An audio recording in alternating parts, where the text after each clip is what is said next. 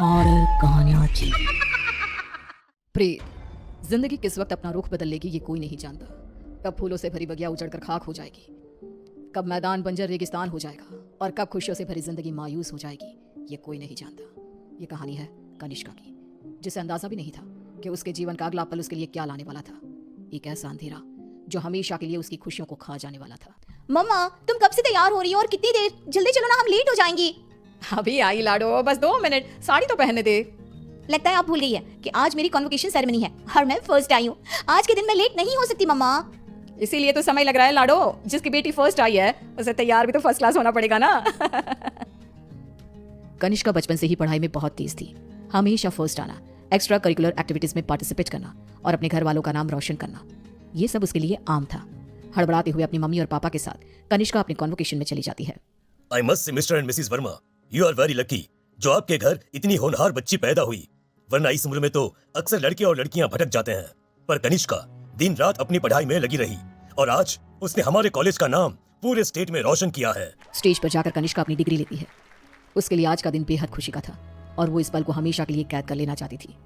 चारों तरफ खुशी का माहौल था। तभी कनिष्का की फ्रेंड्स उसके पास आती है। कनिष्का, इस बार तो हमें पार्टी चाहिए। हर बार तू बचकर निकल जाती है।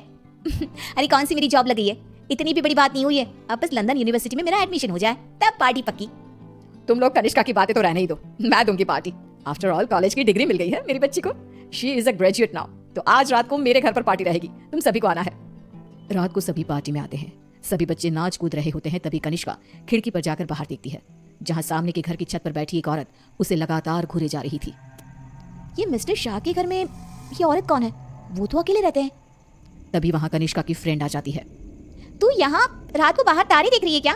चल ना, सब कितना एंजॉय कर रहे हैं। कनिष्का नेहा के साथ चली तो जाती है, पर उसे बहुत अजीब महसूस होने लगता है, मानो कोई सदियों पुराना दुख उसकी आत्मा को याद आ गया हो। ये अचानक मुझे रोने का मन क्यों कर रहा है? और ये स्मेल कहाँ से आ रही है? मम्मी लगता है कोई पार्टी में नॉनवेज ले आया है। Are you gone mad, Kanishka? We all know कि तुम्हारी फैमिली वेजिटेरियन है। तो ये सड़ी हुई मछलियों का गंध कहाँ से आ रहा है? क्या मजाक है ये? ये कहकर कनिष्का जोर जोर से चीखने लग जाती है।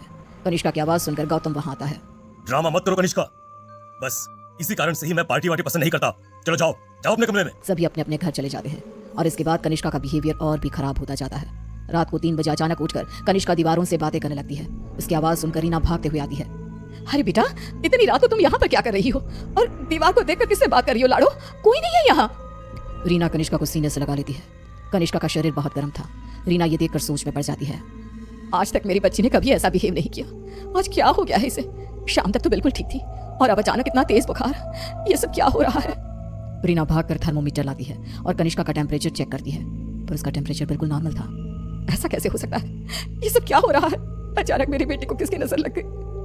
रीना अपनी बेटी के साथ ही सो जाती है और अगली सुबह डॉक्टर को बुलाती है, पर डॉक्टर के टेस्ट के बाद भी सब कुछ नॉर्मल ही निकलता है। अब ये क्या नया लफड़ा आ गया है? एक और नया खर्चा। ये क्या कह रहे हैं आप? जब तक कनिष्का टॉपर थी तब तक आपकी बेटी थी और आज बेचारी बच्ची तकलीफ में है तो ये सब कहने लगे आप? रीना और गौतम में बहस हो जाती है। गुस्से में गौतम घर से बाहर निकलता है, जहां उसे पता चलता है कि मिस्टर शाह अब नहीं रहे।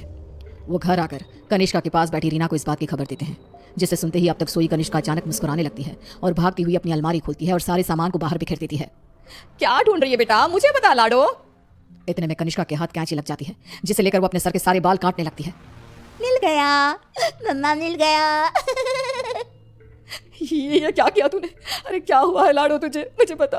तूने कल से कुछ खाया भी नहीं। कुछ खा ले बेटा, कमजोर हो जाएगी। पेट भर गया है। कितनी उल्टियां भी की मैंने। पूरे के पूरे शाह को खाकर बैठा हूं मैं। खाकर बैठा हूँ? ये सब क्या कर रही है तू?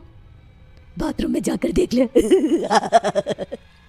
रीना बाथरूम में जाती है, जहां बेसिन में नीले रंग की उल्टी थी, जिसमें मांस के टुकड़े थे, जिसे देखकर रीना को भी उल्टी आने लगती है। वो भागकर वापस कनिष्का के कमरे में आती है। सुनिए जी, हमें जल्द से जल्द कनिष्का को किसी पंडित जी के पास ले जाना होगा। ये कुछ और ही है। आज के जमाने की होकर तुम ये सब क्या कह रही हो? ऐसा कुछ नहीं होता। गौतम अपनी पत्नी की बात को इग्नोर कर देता है। इसी तरह दिन बीतने लगते हैं। भूखी रहने के कारण अब कनिष्का के शरीर की हड्डियां भी दिखने लगती है। उसकी आंखों के नीचे काले गड्ढे आ चुके थे।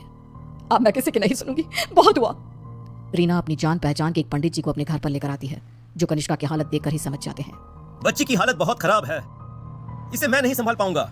ये मेरे गुरुजी ही कर सकते हैं, जो कुछ ही दिन पहले साधना के लिए हिमालय जा चुके हैं। रीना हर तरफ हाथ पैर मारती है कि कहीं कोई रास्ता दिख जाए। फिर उसे घोस्ट कैचर के बारे में पता चलता है। डूबते को तिनकी का सहारा समझ रीना उनकी टीम को भी अपने घर पर बुला लेती है और वो लोग कनिष्का से पूछताछ शुरू कर देते हैं। क्या आई हो तुम और कौन हो? कितनों के नाम बताऊं? मतलब तुम एक से ज्यादा हो इस लड़की के शरीर में। बताओ बताओ कितने हो? हम 42 प्रेत हैं। कनिष्का की बात सुन वहां मौजूद सब लोग हैरान रह जाते हैं। उसके शरीर में बसे इन प्रेतों को निकालना अब किसी के बस में नहीं रह गया था। उसी शाम कनिष्का की मृत्यु हो जाती है, जिसका सदमा रीना बर्दाश्त नहीं कर पाती और सब कुछ छोड़ अपनी बेटी के साथ हुए इस हादसे के पीछे की वजह का पता लगाने निकल पड़ती है।